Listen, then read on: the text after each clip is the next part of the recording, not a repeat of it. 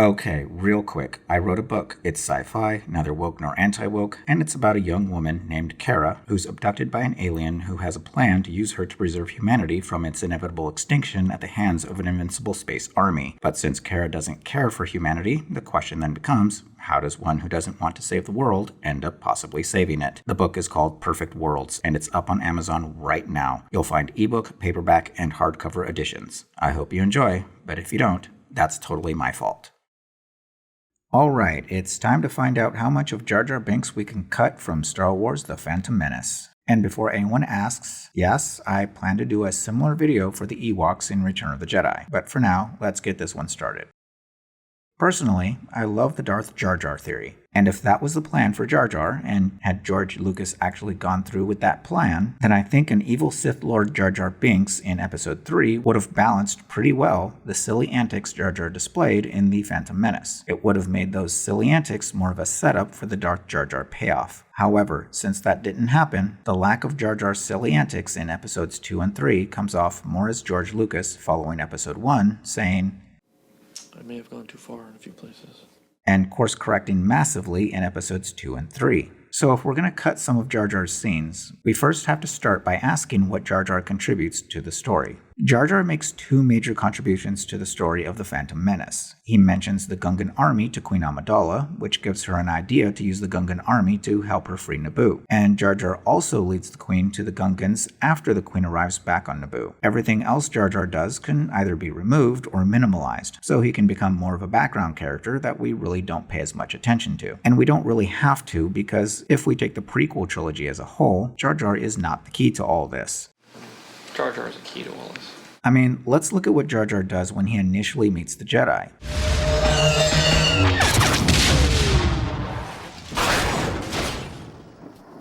You saved my again! What's this? A local. Let's get out of here before more droids show up. More? More did you speak? Excuse me, but the most safest place would be Gunga City. It's where I grew up. 'Tis a hidden city.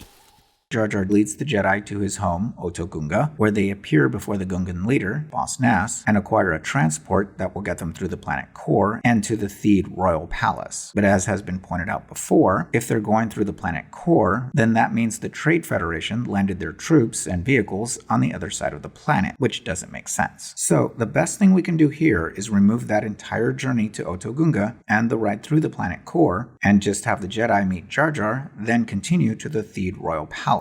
And since the Jedi are on foot, we get the sense that the palace isn't far from where the Trade Federation landed, which makes the Trade Federation appear smarter, giving the Naboo neither time to spot them traveling from the other side of the planet, nor time to prepare for the invasion. Let's see what that looks like.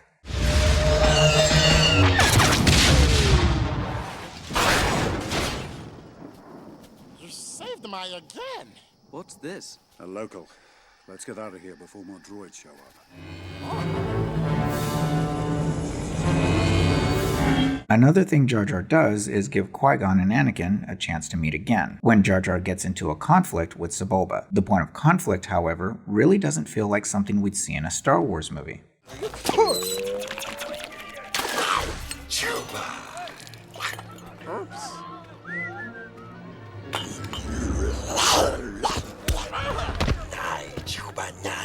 Ooh, miss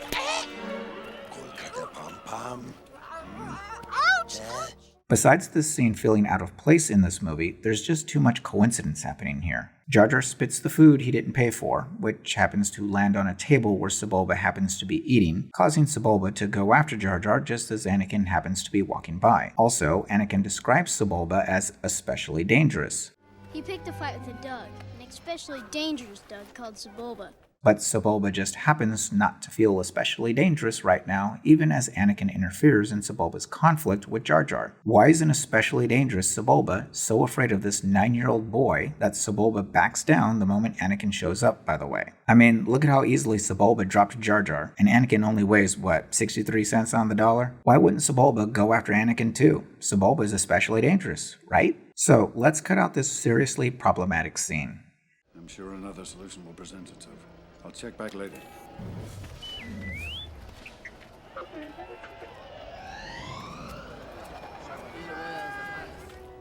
storm's coming up, Annie. You better get home quick. Hi. Hi there. Do you have shelter? We'll head back to our ship. Is it far? Do you see how we have only one coincidental moment now? Qui-Gon just happens to cross paths with Anakin as Anakin is on his way home. That's much cleaner and it doesn't involve Jar Jar. And there's really no need for this scene to involve Jar Jar anyway. Jar Jar is a key to all this.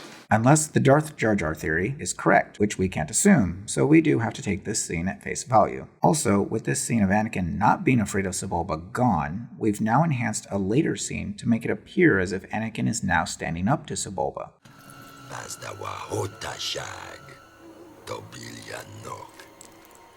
You scrawny dough pot, Slimo. If we've seen Anakin not afraid of Sebulba before this scene, and even appearing to tease Sebulba, then Anakin being mad at Sebulba and calling him a slimeball doesn't carry as much weight to it. If Sebulba cheated to win their last race, and Anakin is still angry about that, then it makes more sense not to have an interaction in which Anakin teases Sebulba as if he's not angry about Sebulba cheating, but instead having their first interaction that we see be an instance of Sebulba teasing Anakin and Anakin responding in anger. Now, you'll probably be shocked, but I'm about to say something good about Jar Jar, and my praise is toward this scene. You're thinking people gonna die? I don't know. Gungans get pasted too, eh? I hope not. Gungans no dying without a fight. We say warriors. We say got a grand army. Do you see how not goofy and not clumsy Jar Jar is here? Do you hear his more serious tone, how he's able to share this somber moment with the Queen as he mentions the Grand Gungan army? I can take Jar Jar seriously in this scene.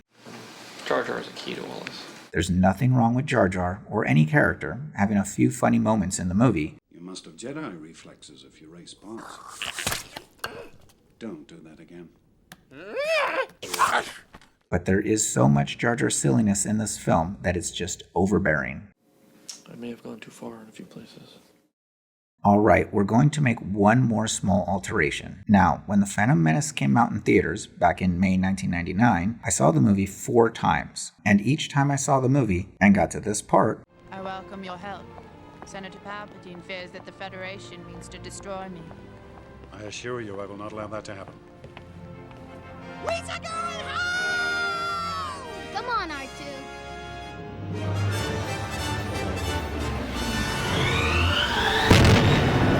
I felt like Jar Jar was waking up everyone in the theater so they wouldn't miss the final battle. But since we're altering this film to quicken the pace, improve the dialogue, remove repetition and unnecessary elements, and retain only the good stuff, so that we don't have to sit through the bad stuff to get to the good stuff, that will keep us awake anyway, which means that we can remove Jar Jar yelling to wake everyone up. I welcome your help. Senator Palpatine fears that the Federation means to destroy me. I assure you I will not allow that to happen.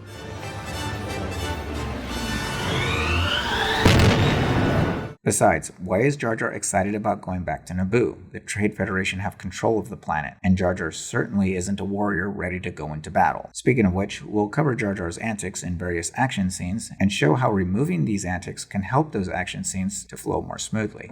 That's in part 2.